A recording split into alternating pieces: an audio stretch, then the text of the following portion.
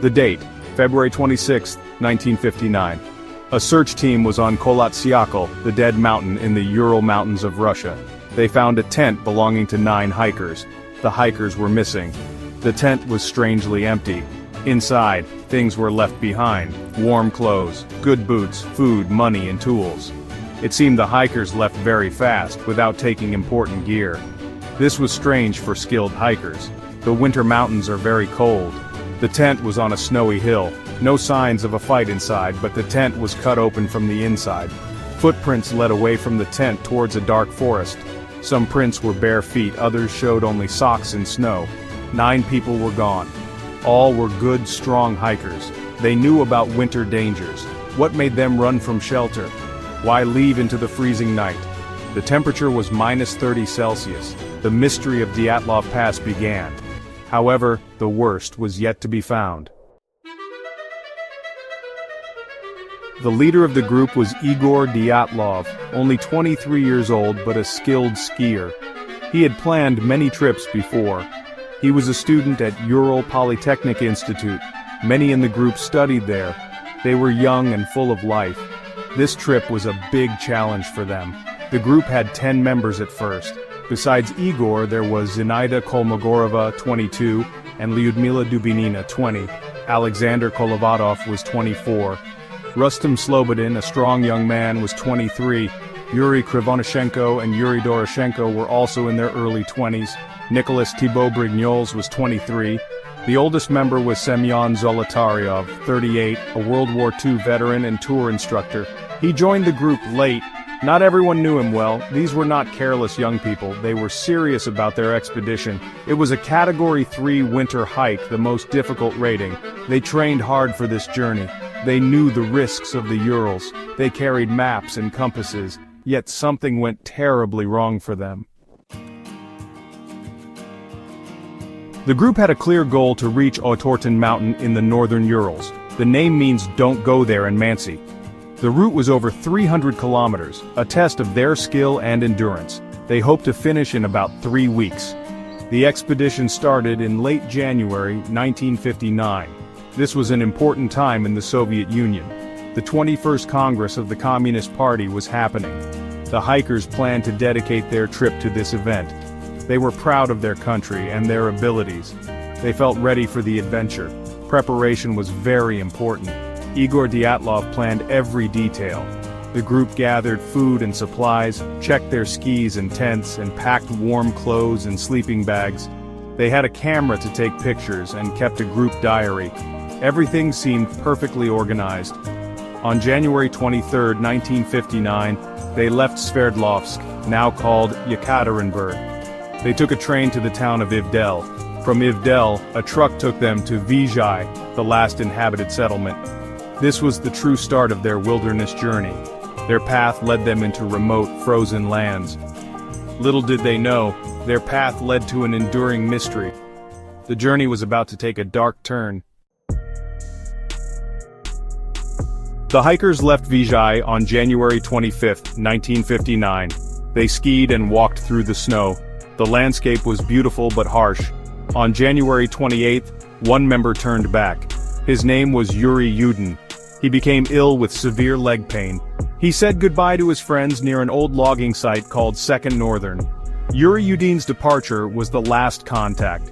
The group continued with 9 members. Later, searchers found their camera and diaries. The photos showed them smiling and working together. They built shelters in the snow. They seemed to be in good spirits.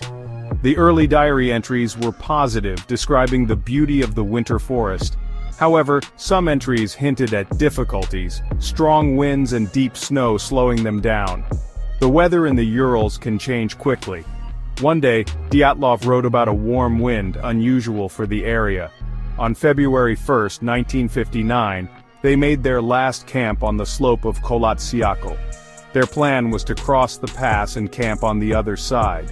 But something changed their plan. Perhaps the weather got much worse, or maybe they lost their way in the poor light. Their last camp, pitched on an exposed mountainside, would become the epicenter of the tragedy. Section 5. The Night of Unspeakable Terror. The terrible event happened on February 1st or 2nd. It was a cold, dark night in 1959. Something made the hikers cut their tent from the inside. They fled in a great hurry. Some were barefoot in the deep snow, others wore only socks or a single shoe. Investigators found no signs of other people or animals near the tent. The hikers' footprints were clear in the snow, all 9 sets leading downhill towards a thick forest almost a mile away. What could cause such extreme panic? Why did they not grab their warm clothes? The temperature outside was below -25 degrees Celsius. To leave the tent like that was a death sentence. These experienced hikers knew this, yet they ran from their only shelter facing the deadly cold with little protection. They must have been terrified of something. The scene at the tent was confusing. Everything inside was orderly but abandoned. Food was laid out, ready for a meal, their boots were lined up neatly, their skis stood planted in the snow outside, there was no sign of an avalanche covering the tent. The evidence painted a picture of sudden, overwhelming fear. But fear of what? Section 6. A chilling discovery, the immediate aftermath. The group was supposed to send a message by February 12th. Igor Dyatlov promised to send a telegram from Vizhai after the trek. February 12th passed with no message. At first, no one was too worried. Delays can happen on long, hard trips. But soon, families started to worry.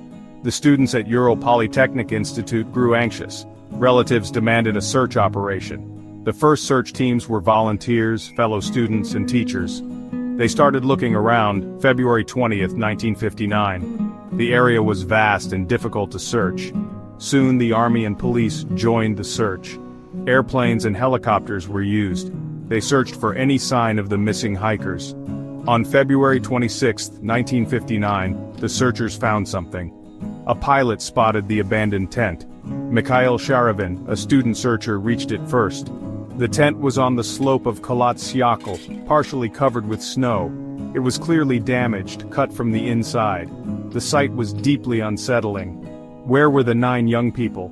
The initial findings raised many questions. The hikers' belongings were still inside, their money and valuables untouched, ruling out robbery as a motive.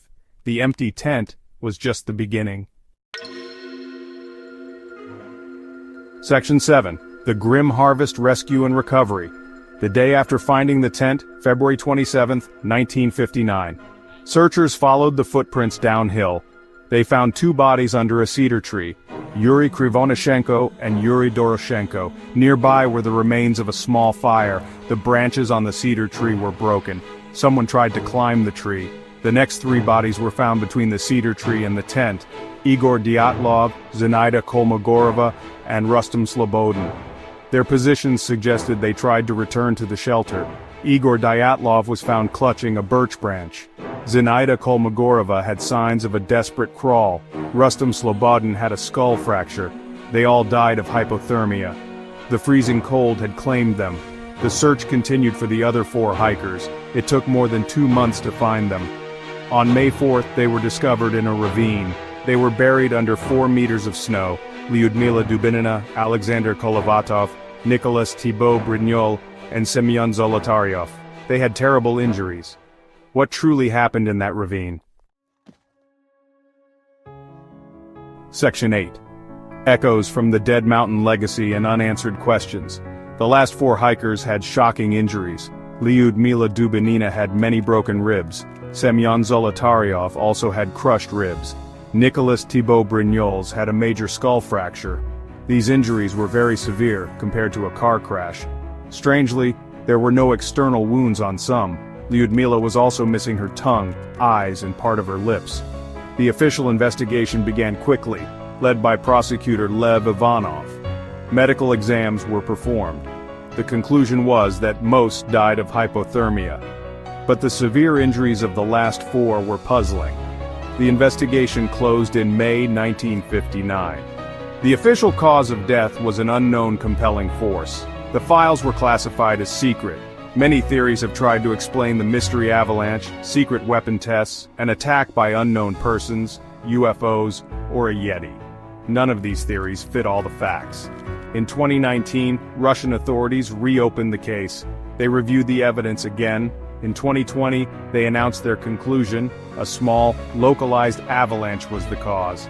It forced the hikers out. Then, in the dark and cold, they got lost and died. Many people still do not accept this explanation. Despite official conclusions, the full story of that terrifying night on Kholat Syakhl remains elusive, a chilling testament to the unknown. The mountain keeps its secrets, and the 9 who perished there continue to whisper their silent, unsettling tale to those who dare to listen.